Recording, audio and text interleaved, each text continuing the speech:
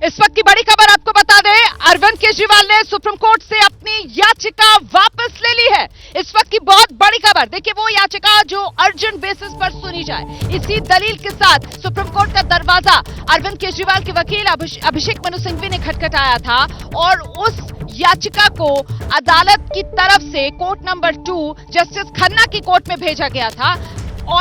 और इस बीच हम सीधे आपको लेकर चलेंगे, हमारे सहयोगी निपुण सहगल इस वक्त मौजूद है, जरा उन्हीं से जानते हैं। निपुण, याचिका वापस ले ली, इसका मतलब क्या है?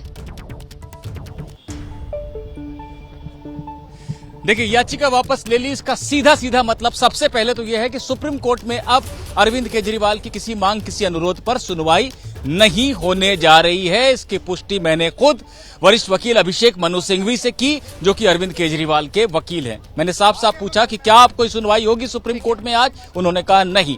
आगे मैंने पूछा इसका कारण क्या है, हालांकि यह कारण उन्होंने सुप्रीम कोर्ट को भी बताया था कि रिमांड एप्लीकेशन उनकी निचली अदालत में लगने जा रही है, वहां पर बहस होनी है, उसके बाद एक हाईकोर्ट का फोरम है, तो कई चीजें क्लैश हो रही हैं। ऐसे में फिलहाल हम अपनी याचिका को वापस ले रहे हैं। इस पर जस्टिस संजीव खन्ना ने यही कहा कि बिल्कुल आप वापस ले सकते हैं और अभी आप उन फोरम का इस्तेमाल कीजिए। तो अरविंद केजरीवाल ने वापस ले ली है याचिका सुप्रीम कोर्ट से और गिरफ्तारी को जो चुनौती दी थी उस पर अब कोई सुनवाई सुप्रीम कोर्ट में कम से कम नहीं होगी। यही जानकारी हम सुबह से भी दर्शकों को दे रहे थे कि सुप्रीम कोर्ट से राहत की उम्मीद बहुत कम है। अब जो कानूनी परिस्थितियां बनी, तो बट अंडरस्टूड था कि कल अगर ईडी ने अरविंद केजरीवाल को गिरफ्तार किया है तो वो आज निचली अदालत में ही रिमांड के लिए याचिका लगाएगी, ये तो होना ही था। बावजूद इसके आज सुबह जब सुप्रीम कोर्ट का दरवाजा खटखटाया गया तो दलील तो बड़ी लंबी चौड़ी लेकर अरविंद केजरीवाल के वकील गए थे ना, ये कहते हुए कि साहब चुनाव का वक्त है और चुनाव से पहले इस तरीके से गिरफ्तारियां जो की जा रही हैं ये कहीं ना कहीं लोकतंत्र के हित में नहीं है।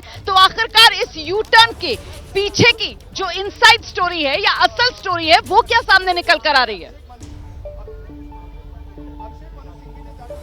देखिए रोमाना, मुझे कई बार इतने सालों से कोर्ट कवर करते हुए लगा कि राजनीतिक लोग जो हैं वो राजनीति हर जगह करते हैं, उनकी हर बात में राजनीति होती है, तो वो कोर्ट के फोरम का भी कहीं ना कहीं इस्तेमाल कर लेते हैं कि एक हवा बनाना, माहौल बनाना कि हम देश की सबसे बड़ी कोर्ट में चले गए हैं, वहां से रोक लग जाएगी, संविधान की जीत होगी, लोकतंत्र की जीत होगी, ऐसी तमाम मैसेजिंग होती है। लेकिन इतने बड़े बड़े वकील इंगेज किए जाते हैं नेताओं की तरफ से, उनको भी ये पता था, जो बात हम कल से दर्शकों को बता रहे हैं कि सुप्रीम कोर्ट से अभी कोई राहत मिल नहीं सकती है। और आखिरकार वही हुआ, सुबह भी मेंशनिंग की गई और कहा गया कि नेताओं को पकड़ा जा रहा है, चुनाव से पहले लोकतंत्र की हत्या हो रही है।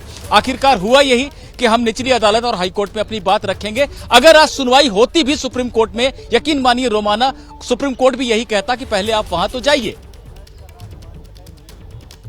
बिल्कुल आप सही कह रहे हैं, जितना अनुभव हम लोगों का है हम भी जानते हैं कि अदालत की तरफ से यही ताकीद की जाती है कि पहले जो निचली अदालतें हैं वहां पर आपके पास जो विकल्प हैं उनको एग्जॉस्ट कीजिए और उसके बाद ही सुप्रीम कोर्ट का दरवाजा खटखटाइए। लेकिन निपुण, आपने जो बात कही ना कि कई बार नेता जो हैं वो कोर्ट का इस्तेमाल भी अपनी राजनीति चमकाने के लिए करते हैं और शायद इसी के तहत ये दलील जो देश की सबसे बड़ी अदालत के सामने आज अभिषेक मनु सिंघवी सुप्रीम कोर्ट में जब पहुंचे थे अरविंद केजरीवाल की तरफ से याचिका लेकर, तो उनकी तरफ से तो यही बात दोहराई गई थी कि चुनाव का समय है, विपक्ष के नेताओं को गिरफ्तार किया जा रहा है, लोकतंत्र की हत्या हो रही है। और देखिए कैसे दोपहर होते होते खुद अरविंद केजरीवाल की तरफ से इस याचिका को वापस ले लिया गया है। मतलब सुप्रीम कोर्ट में अब अरविंद केजरीवाल से जुड़ी कोई याचिका, उस पर सुनवाई नहीं होगी। अब यह मामला सीधे सीधे फिलहाल राउज एवेन्यू कोर्ट में सिमटता हुआ, जहां के लिए ईडी ने तैयारी पूरी कर ली है। मैं इस वक्त यहीं ईडी के दफ्तर के बाहर मौजूद हूं, मेरे पीछे ये ईडी का दफ्तर है, यहीं पर अंदर ईडी ने अरविंद केजरीवाल को कल रात 11 बजे से रखा हुआ है और यहीं से कुछ देर बाद आप देखेंगे अरविंद केजरीवाल को लेकर निकलेगी ईडी की टीम